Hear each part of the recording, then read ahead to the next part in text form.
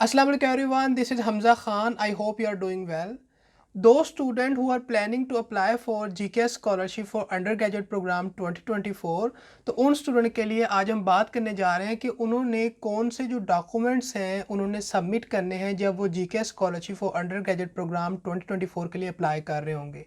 Student के mind में एक कन्फ्यूजन होती है कि कौन कौन से डॉक्यूमेंट्स हमने सबमिट करने हैं। इन केस अगर वो डॉक्यूमेंट्स हमारे पास नहीं है जो हमने सबमिट करने हैं, तो उसके अल्टरनेटिव कौन सा ऐसा डॉक्यूमेंट है जिसको हम सबमिट कर सकते हैं।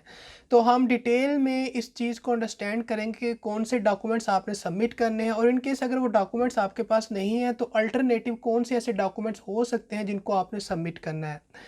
तो बात करते हैं कि जो सबसे पहला डॉक्यूमेंट आपने सबमिट करना है, अगर तो आप एक हाई स्कूल से पढ़कर आ रहे हैं यानी हाई स्कूल से ग्रेजुएट होकर आ रहे हैं, तो देन आपने अपने हाई स्कूल की ट्रांसक्रिप्ट को सबमिट करना है। और ना सिर्फ ट्रांसक्रिप्ट को सबमिट करना है, आपने अपने जो हाई स्कूल का जो ग्रेजुएशन सर्टिफिकेट है उसको भी सबमिट करना है। ऑन दी अदर हैंड वो स्टूडेंट जो किसी एसोसिएट डिग्री प्रोग्राम से स्टडी कर आ रहे हैं, तो उन्होंने एसोसिएट डिग्री प्रोग्राम की ट्रांसक्रिप्ट को सबमिट करना है और एसोसिएट डिग्री प्रोग्राम का जो ग्रेजुएशन सर्टिफिकेट है उसको सबमिट करना है। इसी के साथ साथ आपने अपना जो एप्लीकेशन फॉर्म है जीकेएस स्कॉलरशिप का फॉर अंडर ग्रेजुएट प्रोग्राम 2024 उसको फिल आउट करना है और उसको भी आपने सबमिट करना है। और जीकेएस स्कॉलरशिप का जो एप्लीकेशन फॉर्म है उसके साथ कुछ और फॉर्म भी होते हैं जिनको आपने सबमिट करना होता है, जस्ट लाइक कि आपने अपना जो स्टडी प्लान है उसको सबमिट करना है। मेक श्योर करें कि अपना जो स्टडी प्लान है उसे बहुत अच्छा लिखें, क्योंकि जो स्टडी प्लान है वो आपकी प्रोफाइल को अच्छा करता है और आपकी सिलेक्शन में एक इंपॉर्टेंट रोल प्ले करता है। आफ्टर स्टडी प्लान जो नेक्स्ट डॉक्यूमेंट आपने सबमिट करना है that is your personal statement. Personal statement भी बहुत एक इंपॉर्टेंट रोल प्ले करती है। बहुत सारे स्टूडेंट ये पूछ रहे होते हैं कि अगर हमारे मार्क्स कम हैं तो हम किस तरह से अपनी प्रोफाइल को अच्छा कर सकते हैं या अपने चांस इंक्रीज कर सकते हैं। तो स्टडी प्लान और पर्सनल स्टेटमेंट ये दो इंपॉर्टेंट फैक्टर हैं जो आपकी प्रोफाइल को अच्छा कर सकते हैं। अगर ये दोनों चीज़ें उस तरह से लिखी गई हैं, उस तरह से एक्सप्लेन की गई हैं जिस तरह से आपसे डिमांड की जा रही हैं, तो मेक श्योर करें कि जब इनको राइट कर रहे हो तो इनकी गाइडलाइंस को ज़रूर फॉलो करें और एक अच्छे वे में अपनी स्टडी प्लान और अपना जो पर्सनल स्टेटमेंट है उसको राइट डाउन करें।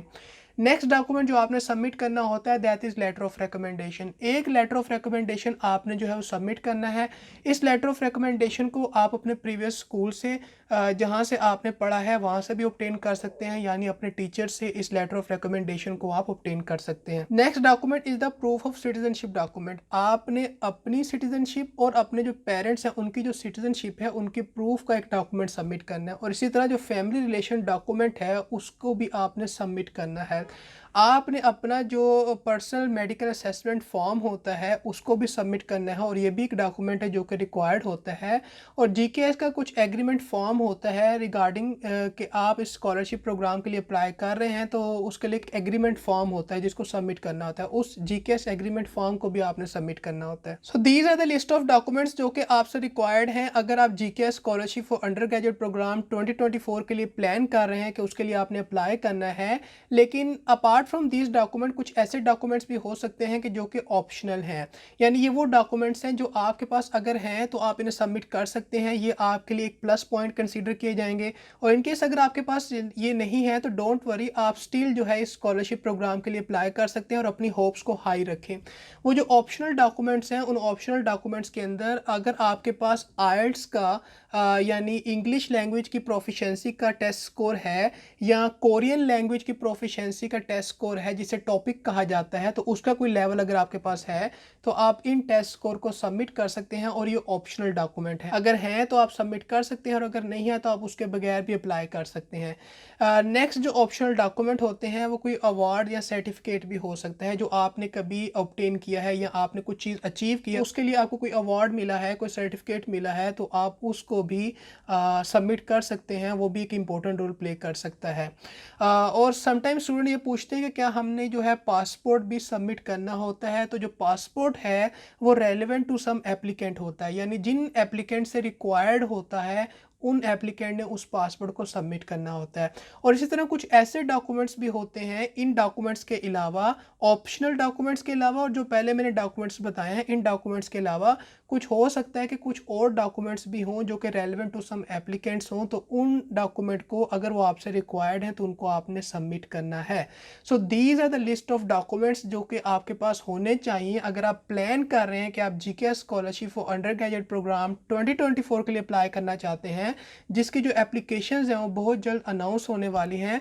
तो मेक श्योर करें कि इन डॉक्यूमेंट्स को अभी से जो है वो कलेक्ट करना शुरू करें और इनको अभी से प्रिपेयर करना शुरू करें, ताकि जब एप्लीकेशन अनाउंस हो तो आप अर्ली जो है ऑन टाइम अपनी एप्लीकेशन को सबमिट करें और उस टाइम पर जाकर आपके लिए कोई प्रॉब्लम ना हो कि जिसकी वजह से अगर आप डॉक्यूमेंट ऑब्टेन ना कर पाएँ और अपनी एप्लीकेशन को सबमिट ना कर पाएँ। तो जल्दी स्टार्ट करना बहुत बेहतर चीज़ है बजाय इसके कि लेट स्टार्ट करना और वो काम का ना होना। अब बात करते हैं कि कुछ स्टूडेंट ये क्वेश्चन पूछते हैं कि अगर हमारे पास कोई एक स्पेसिफिक डॉक्यूमेंट नहीं है तो उसके अल्टरनेटिव हम कौन सा डॉक्यूमेंट सबमिट कर सकते हैं। तो अब उन डॉक्यूमेंट्स की बात करते हैं कि जो अगर आपके पास नहीं है तो उन डॉक्यूमेंट के अल्टरनेटिव आप कौन सा डॉक्यूमेंट सबमिट कर सकते हैं। पहली बात तो ये कि जो आपने अपनी ट्रांसक्रिप्ट सबमिट करनी है तो मेक श्योर करें कि आप अपनी जो ऑफिशियल ट्रांसक्रिप्ट जो इशू की गई है आपके प्रीवियस इंस्टीट्यूशन की तरफ से आपने उसको सबमिट करना है। ट्रांसक्रिप्ट से रिलेटेड दूसरी बात ये कि जो आपकी ट्रांसक्रिप्ट है उसके अंदर जो जीपीए का स्केल है वो 4.0 होना चाहिए, 4.3 होना चाहिए या 4.5 या 100 पॉइंट स्केल भी हो सकता है। और इन केस अगर इनमें से कोई भी स्केल में आपका जो जीपीए है वो नहीं है आपकी ट्रांसक्रिप्ट के ऊपर, तो आपको अपनी जो ट्रांसक्रिप्ट है उसके जो ग्रेड्स हैं, जो स्कोर हैं, उनको इस रेलेवेंट स्केल के अंदर कन्वर्ट करवाना पड़ेगा। और कन्वर्ट करवाने के बाद आपको उसका एक सप्लीमेंट्री डॉक्यूमेंट भी सबमिट करना पड़ेगा। और जो कन्वर्टेड डॉक्यूमेंट है उसको आपने खुद से कन्वर्ट करके सबमिट नहीं करवा देना, बल्कि जो कन्वर्टेड डॉक्यूमेंट होगा यानी अब जो सप्लीमेंट्री डॉक्यूमेंट आप सबमिट कर रहे हैं अपनी ट्रांसक्रिप्ट की कन्वर्जन के लिए, वो डॉक्यूमेंट होना चाहिए जिसको जो आपका प्रीवियस इंस्टीट्यूशन है, इन केस अगर आपका हाई स्कूल है तो वो हाई स्कूल की तरफ से उस डॉक्यूमेंट की अथेंटिकेशन होनी चाहिए कि ये वाकई ही ट्रू डॉक्यूमेंट है और ये खुद से नहीं बनाया गया।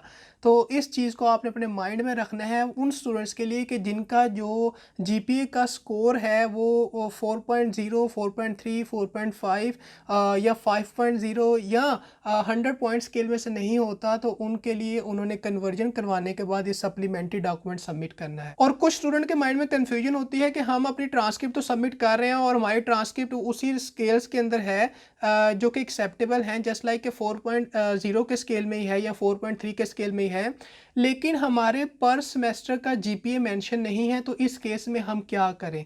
तो इस केस में आपने क्या करना है कि अगर आपके पूरा जो एकेडमिक डिग्री प्रोग्राम है उसका सीजीपीए अगर आपके पास अवेलेबल है तो आप उस सीजीपीए को राइट डाउन कर सकते हैं और वो एक्सेप्टेबल होगा।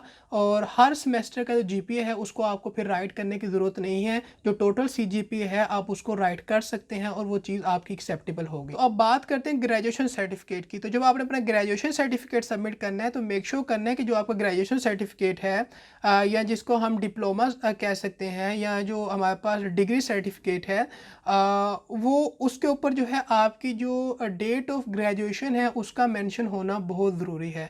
और इन केस अगर आपके पास ग्रेजुएशन सर्टिफिकेट नहीं है, जो कि बहुत सारे स्टूडेंट ये पूछ रहे होते हैं, तो इस केस में आपने क्या करना है, उन्होंने सर्टिफिकेट ऑफ एक्सपेक्टेड ग्रेजुएशन को सबमिट करना है और इस सर्टिफिकेट को आपने सबमिट करना है। और ये सर्टिफिकेट उसी कंडीशन में एक्सेप्टेबल होगा अगर इस सर्टिफिकेट के ऊपर आपकी जो एक्सपेक्टेड ग्रेजुएशन डेट है वो मेंशन होगी।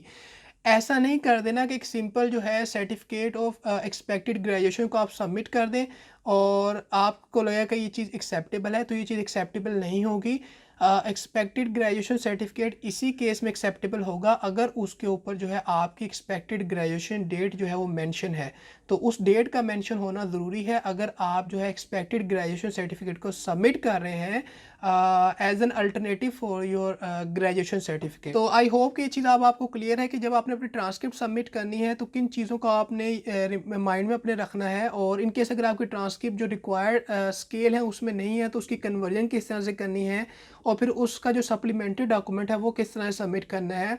And same is the case with the graduation certificate, अगर आपके पास है तो आप उसे सबमिट करेंगे और इन केस अगर नहीं है तो उसका जो अल्टरनेटिव डॉक्यूमेंट मैंने आपको बताए हैं आप उनको सबमिट कर सकते हैं। अब सबसे इंपॉर्टेंट बात की तरफ आते हैं कि अगर हमने प्रूफ ऑफ सिटीजनशिप का डॉक्यूमेंट सबमिट करना है या प्रूफ ऑफ फैमिली रिलेशनशिप का डॉक्यूमेंट सबमिट करना है, तो इस केस में हम कौन से डॉक्यूमेंट को सबमिट कर सकते हैं। तो आपने अपना जो प्रूफ ऑफ सिटीजनशिप का डॉक्यूमेंट है, अपना और अपने पेरेंट्स का, और जो फैमिली रिलेशनशिप डॉक्यूमेंट है, उसके लिए आप जो है अपना बर्थ सर्टिफिकेट सबमिट कर सकते हैं, और या आप फैमिली रजिस्टर्ड सर्टिफिकेट जो है सबमिट कर सकते हैं जो कि आपकी गवर्नमेंट की तरफ से इशू किया गया हो। तो इस तरह से आपका जो प्रूफ ऑफ सिटीजनशिप का क्राइटेरिया है और जो प्रूफ ऑफ फैमिली रिलेशनशिप का क्राइटेरिया है वो कंप्लीट हो जाएगा।